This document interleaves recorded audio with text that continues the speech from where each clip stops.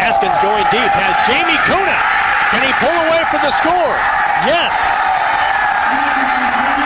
A 55-yard touchdown pass from Bernie Haskins to Jamie Kuna is 236 receiving yards, set a school record in DePauw University's 1996 win over Wabash College, one of many records set during the Monon Classic.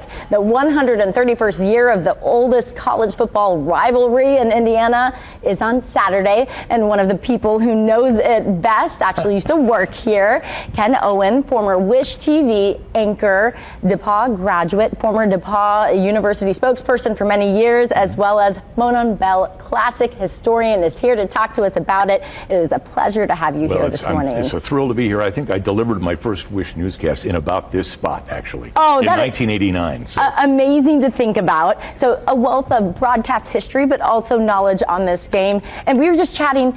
Today is kind of a special day for you. Yeah, and I woke up in 1977 on this date, November 12th.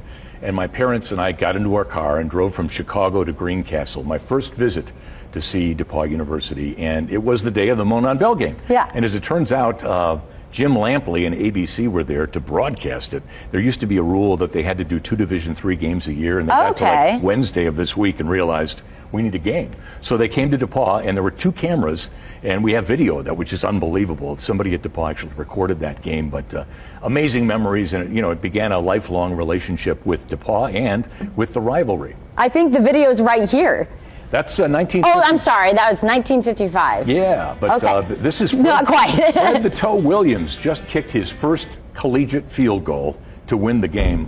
In fact, trying to think what this one might be. This might be like 1966 or 7. There are so many games, 130. It's hard to remember. Yeah, which one exactly is which. Give us a little bit of history, though, on the Monon Classic itself and why it is such a significant matchup. Well, 27 miles separate the 2 schools, DePauw and Wabash, on 231. And we've been playing since 1890. And back then, the 2 schools played IU and Notre Dame and even Michigan. So because of the proximity, we've just played a lot. Yeah. And even during the war, they continued to play. There was a game missed in 1910, but I think you've got an all-male school, and some of the guys at Wabash like to date the women at DePauw, so you've got that going. and just proximity and long tradition, and it's one of the few things left in the world where when I was 17 going to the game, I guess I was 16 on this date in 1977, but it's the same as it was. I mean, so much in the world has changed. Even college football at the big levels has money involved, betting and all this stuff that was unheard of back in the day. But on Saturday, these 2 schools will get together just like they did in 1890. And, history's on the line. You want to be known as the team that won.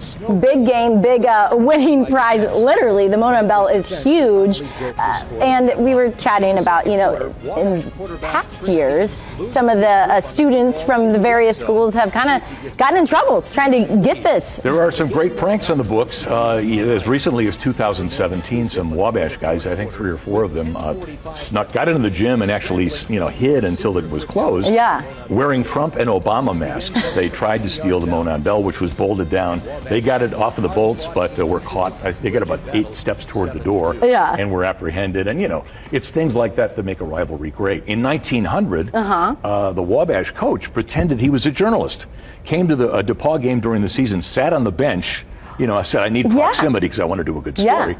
Well, it turns out he was stealing plays. Yeah. So there were 2 games that year before the Monon Bell was the prize. But Wabash won the first game because he had inside knowledge.